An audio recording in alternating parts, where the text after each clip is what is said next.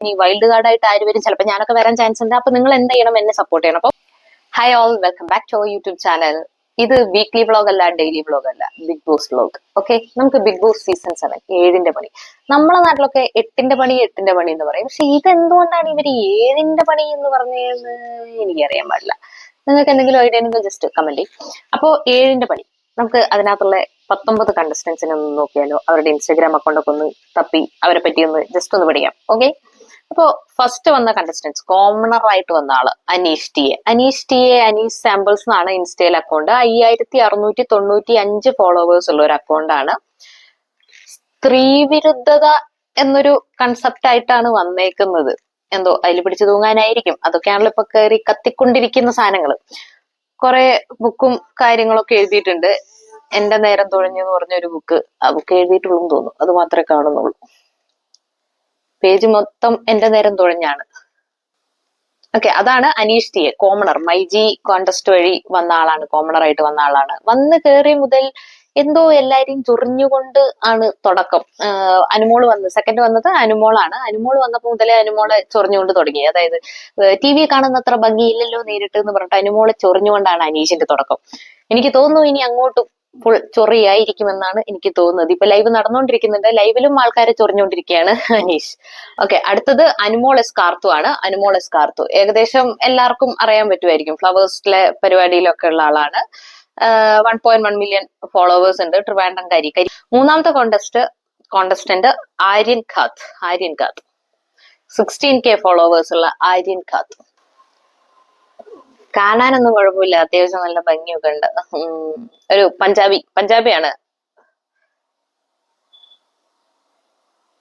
ചിരിയൊക്കെ കൊള്ളാം കേട്ടോ. ഇതാണ് ആര്യൻ ഖാത്ത്. ഇനി മൂന്നാമതായിട്ട് ആര്യൻ ഖാത്ത്. നാലാമതായിട്ട് വന്ന് നമുക്ക് എല്ലാവർക്കും അറിയാവുന്ന സരിക കലാഭവൻ. കോമഡി ഷോസിലൊക്കെ ഉള്ള ആളാണ് സരിക കലാഭവൻ എന്ന് പറയുന്നത്. ഇനി നാലാമത്തെ ആളായിട്ട് വന്ന സരിക കലാഭവൻ, എനിക്ക് തോന്നുന്നു നമ്മളെ ഈ വീട്ടമ്മ ആ ഒരു കൈൻഡ് ഓഫ് ഒരു കഥാപാത്രമായിരിക്കും ബിഗ് ബോസ് വീട്ടിൽ എന്ന് തോന്നുന്നു. അടുത്തത് അക്ബർ ഖാൻ ഒഫീഷ്യൽ ആണ്. നമുക്കറിയാം, പാട്ടുകാരനാണ്. ഒരു പാട്ട് പാടി തുടങ്ങിക്കൊണ്ട് തന്നെയാണ് അക്ബർ ഖാൻ വന്നത്. അക്ബർ ഖാൻ ഒഫീഷ്യൽ, ഇതാണ് അക്ബർ ഖാന്റെ ഇൻസ്റ്റാ പേജ്. നെക്സ്റ്റ് എന്ന് പറയുന്നത് RJ ബിൻസി ആണ്. RJ ആണ്, കോട്ടയംകാരിയാണ്. ഫുൾ അപ്പം പറയുന്നത് മാത്രം കേൾക്കുന്ന ഒരു അപ്പൻകുട്ടി. സോറി, അങ്ങനെ പറയാൻ പാടുമെന്ന് എനിക്കറിയില്ല. വട്ടം അങ്ങനത്തെ ഒരാളായിട്ടാണ് RJ ബിൻസി ഉള്ളത്. ഇനി നെക്സ്റ്റ് എന്ന് പറയുന്നത് FC ബോയ് ഒനീൽ സാബു ആണ്. ഒരു ഫുഡിന്റെ കാര്യങ്ങളും ഫുഡ് റിലേറ്റഡ് വീഡിയോസ് ഒക്കെ ചെയ്തു പോകുന്ന ആളാണ് ഒനീൽ സാബു എന്ന് പറയുന്നത്. ഇയാള് പൊളിക്കുമെന്ന് തോന്നുന്നു. അടുത്തത് ജോസഫൈൻ ആണ്. അത് നമ്മളെ ഗീതാ ഗോവിന്ദം സീരിയലിലെ ഗീതാഞ്ജലി. കുറെ മലയാളി പ്രേക്ഷകർ ഉണ്ടാവാൻ ചാൻസ് ഉള്ള ഒരാളാണ് ജോസഫൈൻ എന്ന് പറയുന്നത്. നെക്സ്റ്റ് എന്ന് പറയുന്നത് അബിശ്രീ ഒഫീഷ്യൽ. അബിശ്രീനെ ഏകദേശം ടിക്ടോക്ക് ഉള്ള സമയത്ത്, ഞാൻ ടിക്ടോക്ക് ഒരുപാട് യൂസ് ചെയ്ത ഒരാളായിരുന്നു. അതുകൊണ്ട് ആ സമയം മുതൽ എനിക്കറിയാം. ഒരു ഹസ്ബൻഡ് ആൻഡ് വൈഫ് കപ്പിൾസ് ആണ്. മറ്റേ പുള്ളിയുടെ കാലിന് ചെറിയൊരു ഡിസേബിലിറ്റി ഉണ്ട്, പക്ഷെ നന്നായിട്ട് ഡാൻസ് കളിക്കും. വൈഫിന്റെ അടുത്ത് ഇങ്ങനെ കറക്കിത്തിരിക്കുന്ന വീഡിയോ ഒക്കെ കുറച്ച് മെയിൻ ആയിട്ടുള്ള ഒരാളാണ് അബിശ്രീ എന്ന് പറയുന്നത്.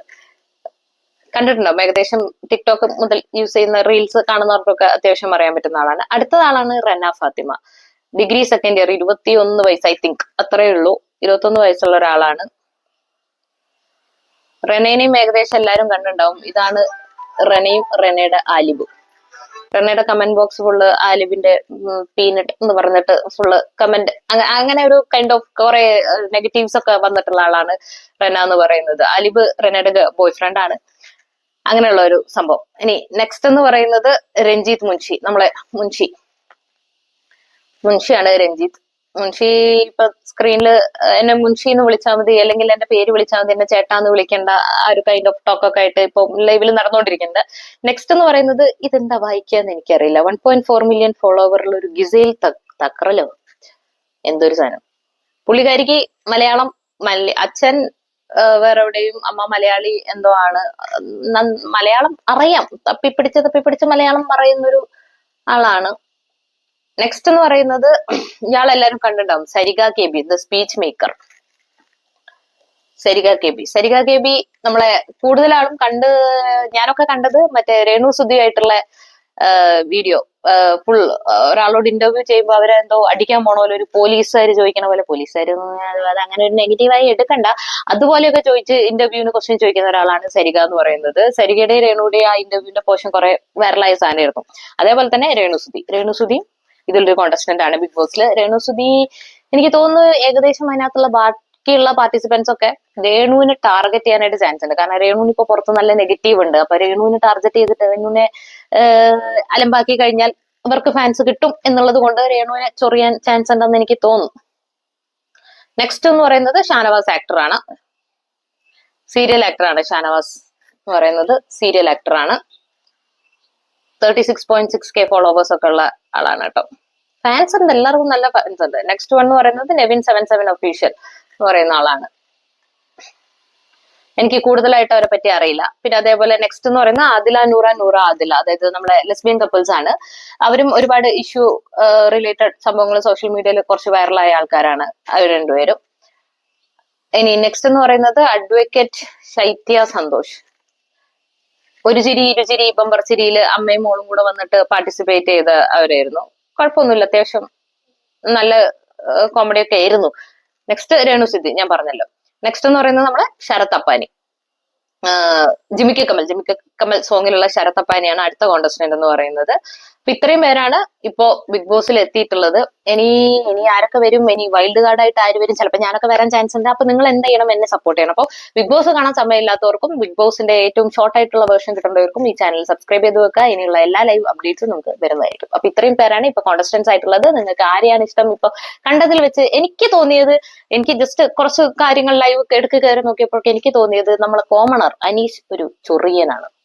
അതാണ് എനിക്കിപ്പോ മനസ്സിലായത്. പിന്നെ രേണു സെന്റിമെന്റ് പിടിച്ച് കളിക്കാൻ ചാൻസ് ഉണ്ട്. മറ്റേ ഇന്റർവ്യൂവർ എപ്പോഴും ഒരു പോലീസ് ചിട്ടയിലായിരിക്കും എനിക്ക് തോന്നുന്നു. ബാക്കിയുള്ളവരൊന്നും വലിയ കുഴപ്പമായിട്ട് എനിക്ക് തോന്നിയിട്ടില്ല. അപ്പൊ ഓക്കെ, ബൈ. നെക്സ്റ്റ് വീഡിയോയിൽ കാണുന്നവരേക്കും ബൈ.